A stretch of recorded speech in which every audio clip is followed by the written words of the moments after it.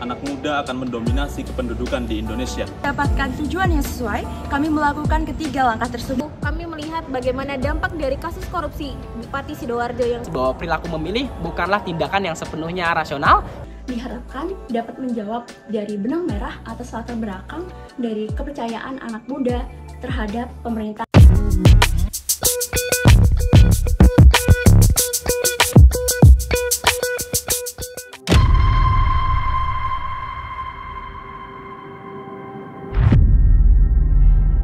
Assalamualaikum warahmatullahi wabarakatuh. Kami dari kelompok 1 pada mata kuliah metodologi ilmu politik Dengan menggunakan penelitian kualitatif fenomenologi yang mengambil fenomena kasus korupsi oleh kepala daerah Dengan judul Dampak Kasus Korupsi Bupati Sidoarjo selama 3 masa kepemimpinan terhadap kepercayaan anak muda pada pemilihan kepala daerah Kabupaten Sidoarjo 2024.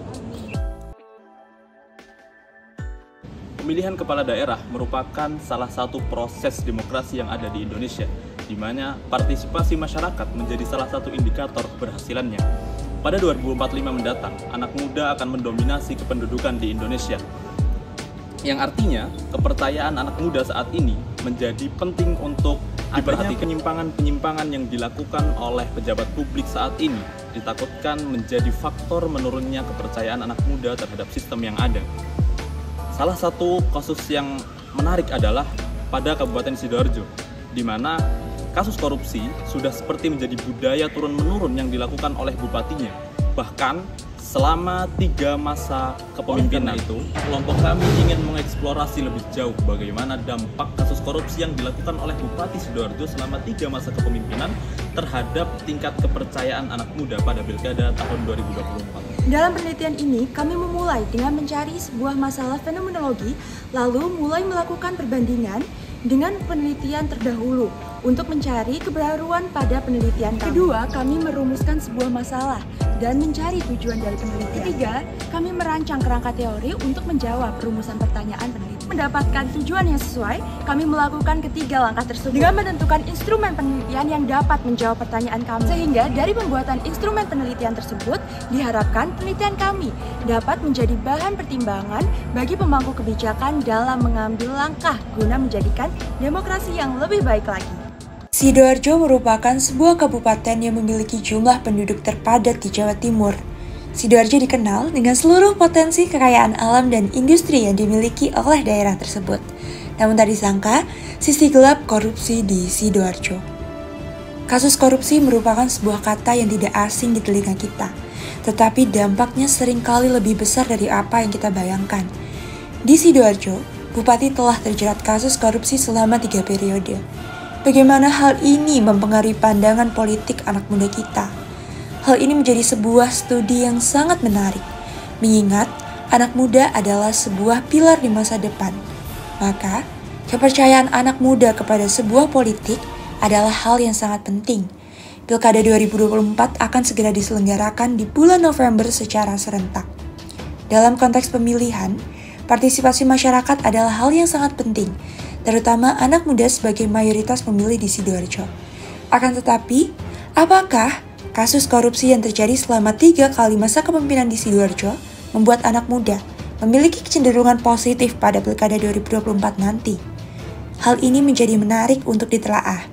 Oleh karena itu, pada penelitian ini, kami dengan bangga memberikan pertanyaan penelitian mengenai masalah tersebut.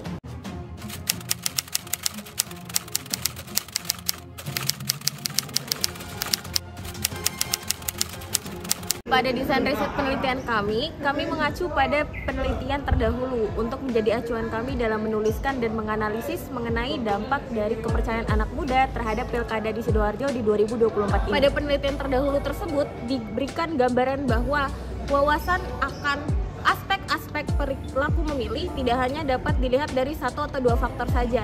Oleh karena itu, kami melihat bagaimana dampak dari kasus korupsi Bupati Sidoarjo yang ketiga kalinya terhadap kepercayaan anak muda pada Pilkada 2024 ini. Pada penelitian terdahulu tersebut juga kami melihat bahwa adanya hubungan ketersinggungan antara teori perilaku memilih dan juga kepercayaan.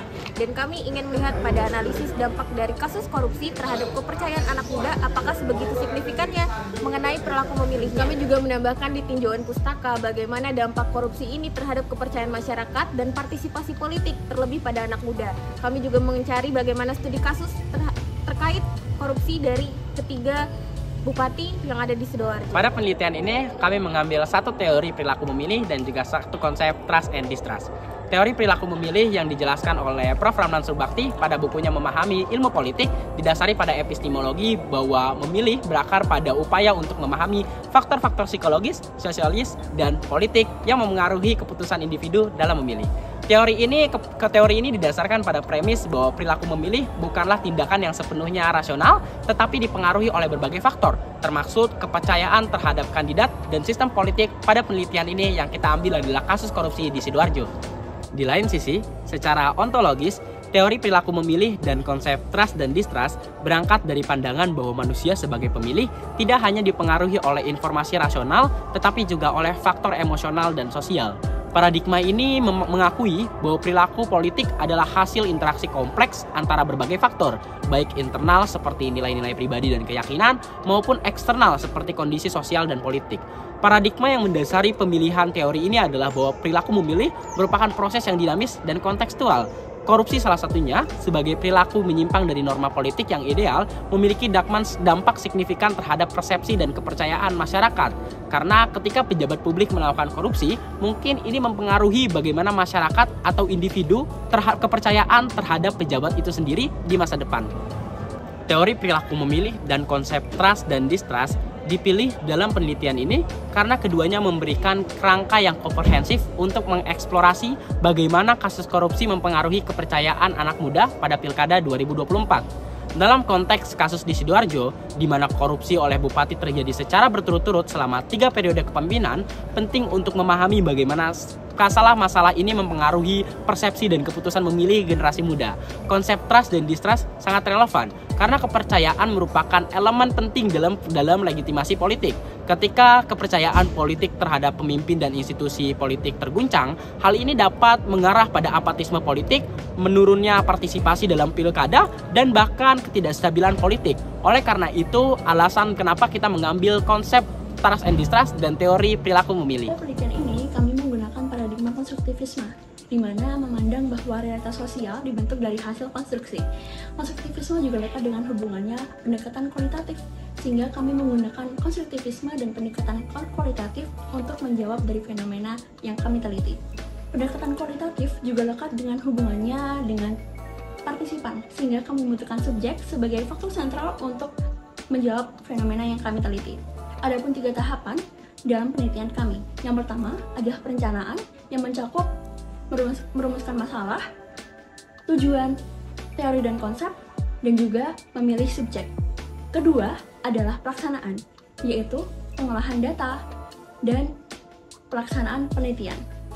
Yang ketiga adalah pelaporan, yaitu yang mencakup pada penyajian data dan penulisan laporan. Pada penelitian kualitatif ini, kami menggunakan metode fenomenologi yang melihat bahwa subjek sebagai partisipan aktif untuk memberikan informasi. Kami memilih subjek, yaitu anak muda yang berusia 17 tahun hingga 21 tahun yang tinggal di Kabupaten Sidoarjo dan berpartisipasi untuk melakukan pilkada tahun 2024. Subjek ini kami harapkan dapat menjawab dari fenomena yang kami teliti. Adapun subjek penelitian ini kami juga mengkategorikan menjadi 2. Yang pertama adalah anak muda yang belum memilih, dan yang kedua adalah anak muda yang sudah memilih. Diferensiasi dalam kategori ini diharapkan dapat menjawab dari benang merah atas latar belakang dari kepercayaan anak muda terhadap pemerintah daerah. Terdapat 3 pokok utama dalam alur penelitian tahap pelaksanaan. Pertama, teknik pengumpulan data.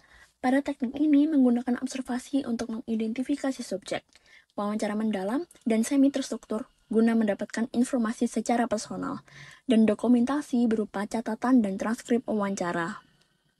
Kedua, instrumen pengumpulan data. Peneliti sebagai instrumen penelitian utama dengan data wawancara sebagai data primer dalam jenis pengumpulan data.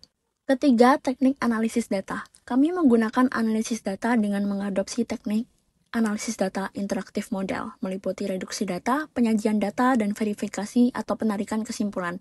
Data yang diperoleh akan direduksi untuk memudahkan dalam pengamatan dan pola hubungan dari jawaban, sehingga akan memudahkan untuk menarik kesimpulan penelitian. Tahap terakhir berupa pelaporan terkait penyajian data. Melalui teknik pengumpulan data yang kami adopsi, kami menggunakan penyajian data menggunakan interpretasi data, baik dari transkrip wawancara dan kutipan dari partisipan yang ditulis secara naratif.